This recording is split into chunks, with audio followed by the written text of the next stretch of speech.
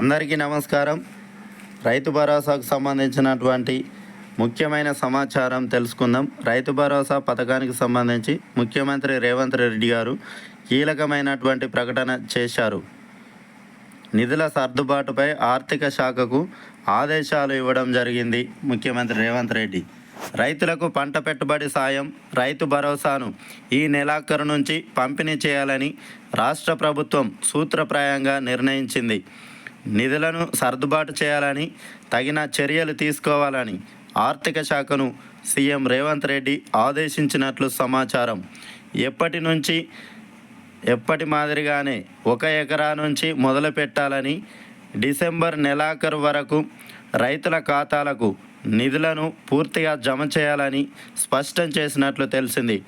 వాస్తవానికి దసరా నుంచే ఈ రైతు భరోసా పథకాన్ని పంపిణీ చేయాలని తొలుత ప్రభుత్వం భావించింది. కానీ అప్పటికే రుణమాఫీ కోసం 18,000 కోట్ల రూపాయలను రైతులకు రుణమాఫీ కోసం రిలీజ్ చేయడం జరిగింది. దీంతోపాటు మరికొన్ని స్కీములకు నిధులను సర్దుబాటు చేయాల్సి వచ్చిందని ప్రభుత్వ వర్గాలు తెలిపాయి. రైతు భరోసాను ఈ నెలాఖరు నుంచి మొదలు పెట్టాలని, ఇందుకోసం నిధులను సర్దుబాటు చేయాలని ఆర్థిక శాఖను ముఖ్యమంత్రి రేవంత్ రెడ్డి ఆదేశించినట్లు తెలిసింది.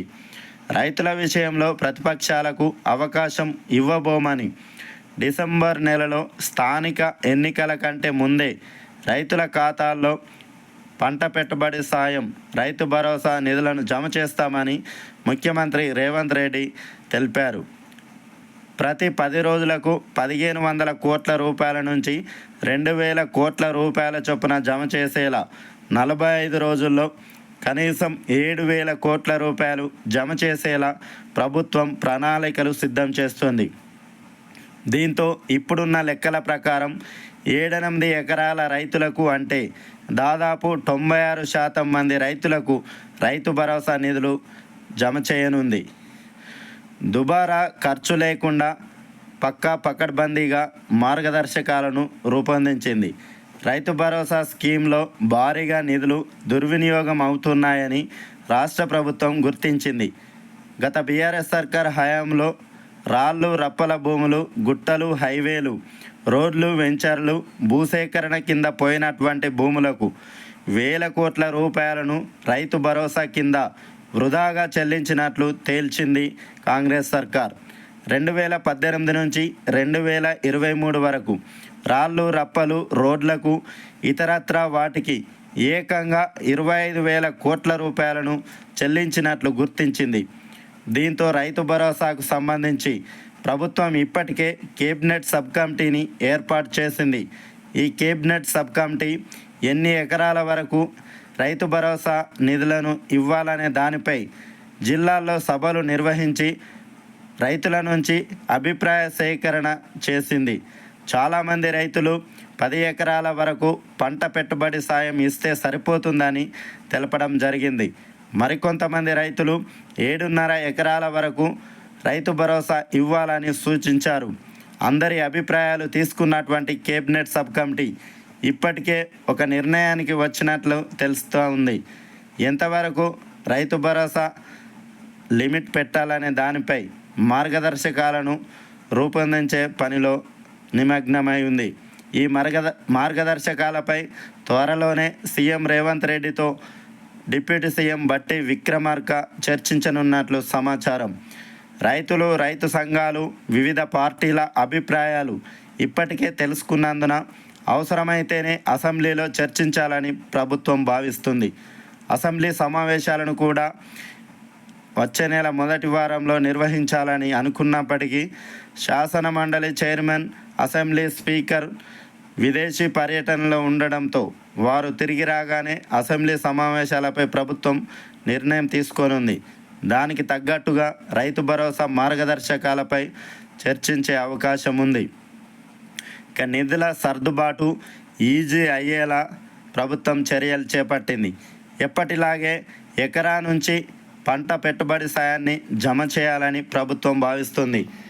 అట్లా 45 రోజుల్లో రైతు భరోసాను పూర్తి చేయాలనుకుంటుంది. ప్రతి వారం 10 రోజులకు ఒకసారి ఏక మొత్తంలో 1,500 కోట్ల రూపాయల నుంచి 2,000 కోట్ల రూపాయలను జమ చేయాలని యోచిస్తుంది. దీంతో నిధుల సర్దుబాటు కూడా ఈజీ అవుతుందని భావిస్తుంది. స్థానిక ఎన్నికల కంటే ముందే పంట పెట్టుబడి సాయం కూడా కంప్లీట్ చేయాలని భావిస్తుంది. ఇదిలా ఉంటే వ్యవసాయేతర భూములకు ఎట్టి పరిస్థితుల్లో రైతు భరోసా ఇవ్వొద్దని ప్రభుత్వం డిసైడ్ అయింది. గత బీఆర్ఎస్ ప్రభుత్వం సాగు చేయనటువంటి భూములకు రైతు బంధు కింద అనేక వేల కోట్ల రూపాయలను వృధాగా ఖర్చు చేసింది. కానీ కాంగ్రెస్ సర్కార్ కేవలం పంట సాగు చేసేటటువంటి రైతులకు మాత్రమే రైతు భరోసా పథకాన్ని అమలు చేయాలని భావిస్తూ ఉంది. ఎట్టి పరిస్థితుల్లో సాగు చేయనటువంటి భూములకు రైతు భరోసా నిధులను జమ చేయమని చెప్పింది. వ్యవసాయ భూముల్లో వెంచర్లు చేసి ప్లాట్లుగా మార్చిన వాటికి నాలా కిందనే పరిగణించనున్నారు. రోడ్లు, ఇరిగేషన్, ఇండ్లు, ఇతరత్ర వ్యవసాయేతర భూములకు మళ్ళిన వాటిని రైతు భరోసా లిస్టులో నుంచి తీసేయాలని ప్రభుత్వం నిర్ణయించింది. దీంతో చాలా వరకు నిధుల యొక్క దుర్వినియోగం తగ్గుతుందని ప్రభుత్వం భావిస్తూ ఉంది. రాష్ట్ర వ్యవసాయ శాఖ సాగు లెక్కల ప్రకారం 1.5 కోట్ల ఎకరాల్లో పంటలు సాగయ్యాయి. ఈ దుబారా ఖర్చును కట్టడి చేస్తే పంట పెట్టుబడి సాయం కోసం దాదాపు 7,000 కోట్ల రూపాయలు అవసరమవుతాయని అధికారులు అంచనా వేశారు. గత బీఆర్ఎస్ ప్రభుత్వం మాదిరిగా దుబారా ఖర్చు చేయకుండా కేవలం పంట సాగు చేసేటటువంటి రైతులకు మాత్రమే రైతు భరోసా పథకాన్ని అమలు చేయాలని భావిస్తుంది. ఎట్టి పరిస్థితుల్లో సాగు చేయనటువంటి భూములకు రైతు భరోసా చెల్లించేది లేదని చెప్పింది. రైతు బంధు స్కీమ్లో భారీగా నిధులు దుర్వినియోగం అవుతున్నాయని రాష్ట్ర ప్రభుత్వం గుర్తించడం జరిగింది. గత సర్కారు హయాంలో పంట సాగు చేయనటువంటి భూములకు వేల కోట్ల రూపాయలను రైతు బంధు కింద ప్రభుత్వం దుబారాగా ఖర్చు చేయడం జరిగింది.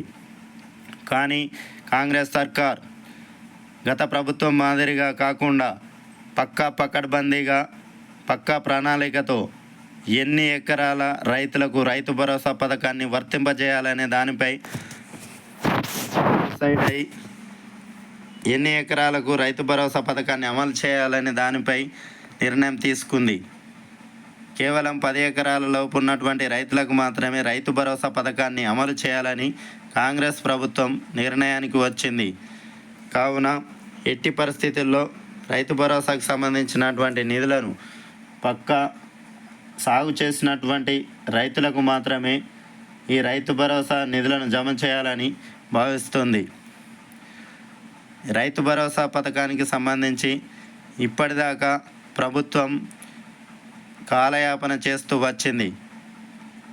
ఈ రైతు రుణమాఫీ కోసం నిధులను సమకూర్చుకొని రుణమాఫీ చేయడం వలన రైతు భరోసాకు సంబంధించినటువంటి మార్గదర్శకాలను రూపొందించే పనిలో నిమగ్నమై ఉన్నందున ఈ రైతు భరోసాకు సంబంధించి ఆలస్యమైంది. ఎట్టి పరిస్థితుల్లోనూ రైతు భరోసా పథకాన్ని రైతన్నల ఖాతాలో జమ చేసి తీరుతామని సీఎం రేవంత్ రెడ్డి అధికారులను ఆదేశించినట్లు తెలిసింది.